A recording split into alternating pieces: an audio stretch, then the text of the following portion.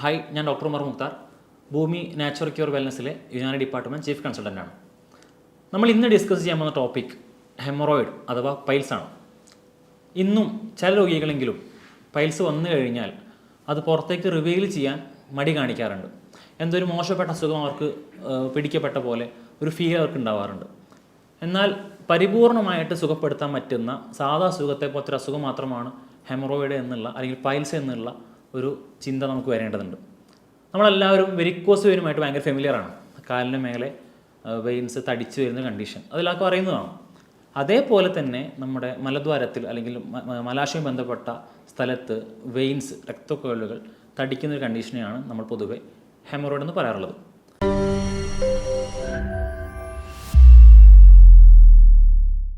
പ്രധാനമായിട്ടും രണ്ട് തരത്തിലാണ് പൈൽസ് ഉള്ളത്. ഒന്ന് ഇൻറ്റേർണൽ ഹെമറോയിഡ് ഉണ്ട്, ഒന്ന് എക്സ്റ്റേണൽ ഹെമറോയിഡ് ഉണ്ട്. ഇത് എവിടെ കാണുന്നു എന്നതിന് ബേസ് ആയിട്ടാണ് ഉള്ളത്. ഇൻറ്റേർണൽ ഹെമറോയിഡ് എന്ന് പറഞ്ഞു കഴിഞ്ഞാൽ മലാശയത്തിൻ്റെ അകത്ത് കാണുന്ന ഹെമറോയിഡുകളാണ്. എന്നാൽ എക്സ്റ്റേണൽ ഹെമറോയിഡ് എന്ന് പറഞ്ഞു കഴിഞ്ഞാൽ മലാശയത്തിൻ്റെ പുറത്ത് മലദ്വാരത്തിൻ്റെ അവിടെ കാണുന്ന തടിപ്പുകളാണ്. ഞാൻ നേരത്തെ പറഞ്ഞു ഇതൊരു മൂലക്കൂര് എന്ന് മലയാളത്തിൽ പറയുമെങ്കിലും ഇത് ആക്ച്വലി തടിപ്പുകളാണ്. നമ്മുടെ മലദ്വാരത്തിൻ്റെ അവിടെ ഉള്ള വെയിൻസ് ബൾജ് ചെയ്ത് വരുന്ന അല്ലെങ്കിൽ തടിക്കുന്ന ഒരു കണ്ടീഷൻസിനെയാണ് നമ്മൾ പൊതുവെ ഹെമറോയിഡ് എന്ന് പറയാറുള്ളത്. ഇതിന് ഇൻറ്റൻസിറ്റി അനുസരിച്ചിട്ട് ഇതിനെ 4 ആക്കി തിരിച്ചിട്ടുണ്ട്. ഗ്രേഡ് 1 മുതൽ ഗ്രേഡ് 4 വരെ.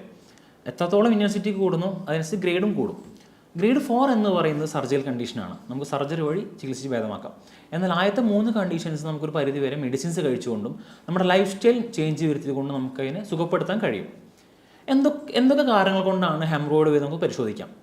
പ്രധാനമായിട്ടും ഞാൻ നേരത്തെ പറഞ്ഞത് ലൈഫ് സ്റ്റൈൽ ഡിസോർഡറാണ്. നമ്മുടെ ജീവിതശൈലി മാറുന്നതനുസരിച്ചിട്ട് വരാൻ ചാൻസ് ഉള്ള സാധ്യത കൂടുതലുള്ള അസുഖത്തിൽപ്പെട്ട ഒന്നാണ് ഹെമറോയിഡ്.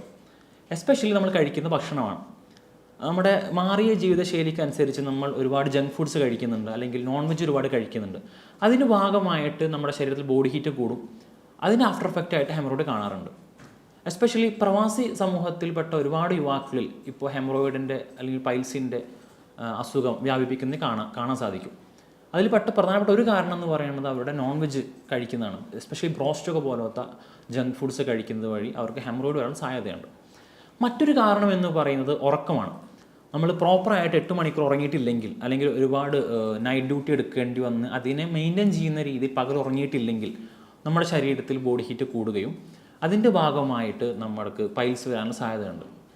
മറ്റൊരു കാരണമായിട്ട് പറയപ്പെടുന്നത് ക്രോണിക് കോൺസ്റ്റിപ്പേഷനാണ്. ഒരുപാട് കാലമായിട്ടൊരു വ്യക്തി മലബന്ധം അനുഭവിക്കുന്ന ഒരു വ്യക്തിയാണെങ്കിൽ, കോൺസ്റ്റിപ്പേഷൻ ഉള്ള ആളാണെങ്കിൽ അയാൾക്ക് ഇത്തരത്തിൽ മലദ്വാരത്തിൻ്റെ അവിടെ ഈ വെയിൻസ് ബൾജാവാനും അതുപോലെ അത് ഹെമറോയിഡ് രൂപപ്പെടാനുള്ള സാധ്യതയുണ്ട്. ഇതേ കണ്ടീഷൻ തന്നെ ക്രോണിക് ഡയറിയ, വയറിളക്കം ഒരുപാട് കാലമായിട്ടുള്ള വ്യക്തികളിലും ഇത് അപൂർവമായിട്ട് കോൺസ്റ്റിപ്പേഷൻ കാണാറുണ്ട്. മറ്റൊരു റീസണായിട്ട് ഇതിനെടുത്ത് പറയുന്നത് പ്രൊലോങ്ഡ് സിറ്റിംഗ് ആണ്. നമ്മൾ ബാത്റൂമിൽ പോയി കഴിഞ്ഞാൽ തുടർച്ചയായി 1/2-3 മണിക്കൂറോളം നേരം ഇരിക്കുന്ന ഒരു സാഹചര്യം ചില ആളുകളെയും കണ്ടുവരാറുണ്ട്. അത്തരം ആളുകൾക്ക് ഇത് വരാനുള്ള സാധ്യത വളരെ കൂടുതലാണ്. എന്നാൽ ചില ആളുകളിലാവട്ടെ അവർ ഒരുപാട് ഫോഴ്സ് കൊടുക്കും ഡിഫിക്കേഷൻ ചെയ്യാൻ വേണ്ടിയിട്ട്. ബാത്റൂമിൽ പോകാൻ വേണ്ടിയിട്ട് അവർ പരിധിക്കപ്പുറത്തേക്ക് ഫോഴ്സ് കൊടുത്ത് അതിനെ പുറത്തേക്ക് വിടാൻ ശ്രമിക്കുന്ന സമയത്ത് ആ പ്രഷർ വഴി ഒരുപാട് ബ്ലഡ് ഫ്ലോ കൂടുകയും ഹെമറോയിഡ് വരാനുള്ള സാധ്യതയും കണ്ടുവരാറുണ്ട്. ഇതൊക്കെയാണ് പ്രധാനപ്പെട്ട റീസൺസ് എന്ന് പറയുന്നത്. ഇനി എന്തൊക്കെയാണ് ഇതിൻ്റെ ലക്ഷണങ്ങൾ? എസ്പെഷ്യലി ആദ്യമായിട്ട് എല്ലാവർക്കും അറിയുന്ന പോലെ തന്നെ സ്റ്റൂൾ വിത്ത് ബ്ലഡ്, അതായത് നമ്മുടെ മലത്തോടൊപ്പം രക്തം വരുന്ന കണ്ടീഷനാണ്. 2 തരത്തിൽ കാണാം. ഒന്നെങ്കിൽ ഡയറക്റ്റ് രക്തം പോലെ തന്നെ കാണാം, അതല്ലെങ്കിൽ മലീന എന്ന് പറയുന്ന കണ്ടീഷനുണ്ട്, ബ്ലാക്കിഷ് സ്റ്റൂൾ.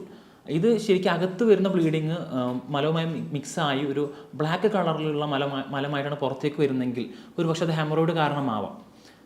അതല്ലാതെ മറ്റൊരു ലക്ഷണം എന്ന് പറയുന്നത് പെയിൻഫുൾ ഡിഫിക്കേഷനാണ്.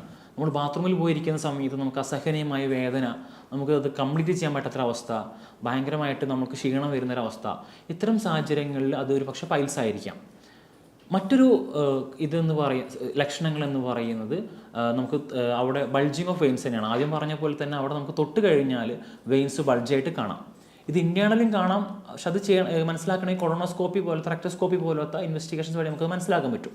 എന്നാൽ പുറമേക്കുള്ള ബൾജിങ് നമുക്ക് തൊട്ടുകൊണ്ട് മനസ്സിലാക്കാൻ സാധിക്കും. ഇനി എന്തൊക്കെ ഭക്ഷണ പദാർത്ഥങ്ങളാണ് ഇതിനെ ട്രിഗർ ചെയ്യാന്നുള്ളത്? ഞാൻ ആദ്യം പറഞ്ഞ പോലെ തന്നെ നോൺ വെജ് ഫുഡുകൾ ഇതിനെ ഒരു പരിധിവരെ ട്രിഗർ ചെയ്യും. ശരീരത്തിൽ ഉഷ്ണം കൂട്ടുന്ന മറ്റ് ഭക്ഷണ പദാർത്ഥങ്ങളും ഇതിൻ്റെ ഇൻറ്റൻസിറ്റി കൂട്ടാൻ സഹായിക്കും. എന്നാൽ നമ്മൾ ഇതിനെ ഈ ഭക്ഷണം കൊണ്ട് തന്നെ മാറ്റം വരുത്താൻ സാധിക്കും. അതായത് പ്രോപ്പറായിട്ട് വെള്ളം കുടിക്കുന്നത് വഴി നമ്മുടെ ശരീരത്തിൽ വാട്ടർ സഫിഷ്യൻസി ഉണ്ടാകുന്നത് വഴി നമുക്ക് ഈ പറയുന്ന കോൺസ്റ്റിപ്പേഷൻ ഒഴിവാക്കാൻ സാധിക്കും. കോൺസ്റ്റിപ്പേഷൻ ഒഴിവാക്കി കഴിഞ്ഞാൽ അതുമൂലം ഉണ്ടാവുന്ന ഹെമറോയിഡ്സ് നമുക്ക് ഒരു പരിധിവരെ തടുക്കാൻ പറ്റും. ഇതേപോലെ മറ്റൊരു പ്രശ്നമാണ് നമ്മൾ രാത്രി കഴിക്കുന്ന ഫുഡ്. എസ്പെഷ്യലി നമ്മൾ ഈ നൈറ്റിൽ ഫൈബർ റിച്ച് കണ്ടൻറ്റ് കുറവുള്ള ഫുഡുകൾ കഴിക്കുമ്പോൾ നമുക്ക് കോൺസ്റ്റിപ്പേഷൻ വരാനുള്ള സാധ്യത കൂടുതലാണ്. എന്നാൽ നാരുകൾ അടങ്ങിയിട്ടുള്ള ഫൈബർ അടങ്ങിയിട്ടുള്ള ഭക്ഷണങ്ങൾ കഴിക്കുന്നത് വഴി നമ്മുടെ കോൺസ്റ്റിപ്പേഷൻ ക്ലിയർ ആവുകയും അതുമൂലം നമ്മുടെ ഈ കോൺസ്റ്റിപ്പേഷൻ എന്ന് പറയുന്ന അല്ലെങ്കിൽ കോൺസ്റ്റിപ്പേഷൻ വഴി ഉണ്ടാവുന്ന ഹെമറോയിഡ്സിനെ നമുക്ക് തടുക്കാൻ സാധിക്കും. ഇതുപോലെ എടുത്തു പറയേണ്ട ചില ഹോം റെമഡീസ് ഉണ്ട്.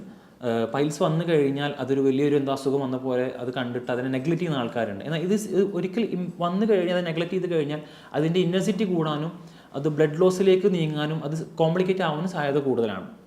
എന്നാൽ ഇത് വന്നു കഴിഞ്ഞാൽ ചില പൊടിക്കൈകൾ ഉപയോഗിച്ച് നമുക്ക് ഇതിനെ അത് ബ്ലോക്ക് ചെയ്യാൻ പറ്റും. ഞാൻ പറഞ്ഞു ഇതിന് പ്രൈമറി റീസൺ എന്ന് പറയുന്നത് കോൺസ്റ്റിപ്പേഷൻ ആണെന്ന് പറഞ്ഞു. അപ്പോൾ നമ്മൾ ആദ്യം എലിമിനേറ്റ് ചെയ്യുന്നത് ഈ പറയുന്ന കോസിനെയാണ്. നമ്മുടെ വീട്ടിലെല്ലാവർക്കും അറിയുന്ന അത്തിപ്പഴം, അഞ്ചീർ എന്ന് പറയുന്ന അത്തിപ്പഴം ഒരു 2 എണ്ണം രാത്രി വെള്ളത്തിലിട്ട് വെച്ച് പകൽ ആ വെള്ളം എടുത്ത് കുടിച്ച് അതിൻ്റെ അത്തിപ്പഴം ചവച്ചരച്ച് കഴിച്ചു കഴിഞ്ഞാൽ കോൺസ്റ്റിപ്പേഷന് ഒരു പരിധി വരെ അത് സഹായിക്കും. അതുമൂലം അത്തിപ്പഴത്തിൻ്റെ എഫക്റ്റ് കൊണ്ട് ഹെമറോയിഡ് ഇല്ലാതാവാനുള്ള സാധ്യത നമുക്ക് കാണാൻ കഴിയും. മറ്റ് ഫുഡുകൾ എന്ന് പറയുന്നത് പപ്പായ, ചെറുപഴം പോലത്തെ മൈൽഡ് ലാക്സേറ്റീവ്സ് ആയിട്ടുള്ള, അതായത് നമ്മുടെ മോഷനെ സഹായിക്കുന്ന ഇത്തരം മോഷനെ സ്മൂത്ത് ആക്കുന്ന വാട്ടർ കണ്ടൻ്റ് ആയിട്ടുള്ള ഫുഡുകൾ അല്ലെങ്കിൽ ഫൈബർ കണ്ടൻ്റ് ആയിട്ടുള്ള ഫുഡുകൾ കഴിച്ചു കഴിഞ്ഞാൽ, നേരത്തെ പറഞ്ഞ പോലെ തന്നെ ഇത്തരം പപ്പായ, ചെറുപഴം പോലത്തെ ഭക്ഷണം കഴിച്ചു കഴിഞ്ഞാൽ നമ്മുടെ മോഷൻ ക്ലിയർ ആവുകയും അതുമൂലം നമുക്ക് ഹെമറോയിഡിനെ അല്ലെങ്കിൽ പൈൽസിനെ നമുക്ക് തടുക്കാൻ സാധിക്കും. യുനാനി വൈദ്യശാസ്ത്രത്തിൽ ഹെമറോയിഡിന് വളരെ ഫലപ്രദമായ ചികിത്സകളുണ്ട്. സിറ്റ്സ് ബാത്ത്, ഹുക്കന അഥവാ എനിമ പോലത്തെ റെജിമിനൽ തെറാപ്പികളും കൂട്ടുമരുന്നുകളും ഒറ്റമൂലികളും ചേർന്നിട്ടുള്ള ചികിത്സാ രീതികളും അതുപോലെ തന്നെ ഡയറ്റോ തെറാപ്പികൾ, ഭക്ഷണത്തിൽ വരുത്തുന്ന ക്രമീകരണങ്ങൾ വഴി ഇതിനെ പ്രിവെൻറ്റ് ചെയ്യുന്നതുമായിട്ടുള്ള ചികിത്സാ രീതികൾ അവൈലബിൾ ആണ്. നേരത്തെ ഇതിൻ്റെ ലക്ഷണങ്ങൾ പറഞ്ഞ പോലെ തന്നെ ബ്ലീഡിങ്, അതുപോലെയുള്ള പെയിൻഫുൾ ഡിഫിക്കേഷൻ, ഇതെല്ലാം തന്നെ ഹെമറോയിഡ് ആയിക്കോണമെന്നുമില്ല. ഇതിൽ നിന്ന് വ്യത്യസ്തമായി നിൽക്കുന്ന ചില അസുഖങ്ങളുണ്ട്. ഉദാഹരണത്തിന് ഫിഷറിൻ ആനസിൻ്റെ അകത്ത് വരുന്ന ചില മുറിവുകൾ, ഇതൊരു പക്ഷേ ബ്ലീഡിംഗ് ആയിട്ട് പുറത്തേക്ക് വരാം. അതുപോലെ റെക്ടൽ പ്രൊലാപ്സ്, നമ്മുടെ മലദ്വാരം ഇറങ്ങി വരുന്ന ചില കണ്ടീഷൻസ് ഉണ്ട്. ഇതെല്ലാം ഹെമറോയിഡ് ആണെന്ന് തെറ്റിദ്ധരിക്കാനും സാധ്യതകൾ കൂടുതലാണ്. എന്നാൽ ഇങ്ങനത്തെ എന്തെങ്കിലും ലക്ഷണങ്ങൾ ഉണ്ടെങ്കിൽ നമ്മൾ ഹോം റെമഡീസ് ചെയ്ത് സമയം മെനക്കെടാതെ എത്രയും പെട്ടെന്ന് എഫിഷ്യൻ്റ് ആയിട്ടുള്ള ഡോക്ടർമാരെ അടുത്ത് ചെല്ലുകയും അവർ അഡ്വൈസ് എടുക്കുകയും ട്രീറ്റ്മെൻറ്റ് എടുക്കുകയും നിർബന്ധമായിട്ട് ചെയ്യേണ്ടതാണ്. എല്ലാ അസുഖത്തെയും പോലെ തന്നെ ഹെമറോയിഡിനും കൃത്യമായിട്ടുള്ള ചികിത്സകൾ എടുക്കുകയാണെങ്കിൽ അല്ലെങ്കിൽ അത് വരാതെ പ്രിവെൻറ്റ് ചെയ്യുകയാണെങ്കിൽ പരിപൂർണമായിട്ടും മാറ്റാൻ കഴിയുന്ന അസുഖമാണെന്നുള്ള ധാരണ നമുക്ക് എല്ലാവർക്കും വേണം. ഇത് വന്നു കഴിഞ്ഞാൽ പുറത്തേക്ക് പറയാൻ, ഡോക്ടറോട് അത് റിവീൽ ചെയ്യാൻ യാതൊരു മടിയും കാണിക്കരുത്. ഇത് കോംപ്ലിക്കേറ്റഡ് ആയി കഴിഞ്ഞാൽ അതുണ്ടാക്കുന്ന ബുദ്ധിമുട്ടുകളേക്കാൾ എത്രയോ ഭേദമാണ് ഇത് വരാതെ നോക്കുന്നതും വന്നു കഴിഞ്ഞാൽ ഉടനടി ചികിത്സ എടുക്കുന്നതും. ഇതുമായി ബന്ധപ്പെട്ട എന്തെങ്കിലും സംശയങ്ങളുണ്ടെങ്കിൽ താഴെ കാണുന്ന നമ്പർ നിങ്ങൾക്ക് മെസ്സേജ് അയക്കുകയോ വിളിക്കുകയോ ചെയ്യാം. മറ്റൊരു വീഡിയോയുമായി നമുക്ക് വീണ്ടും കാണാം. Thank you.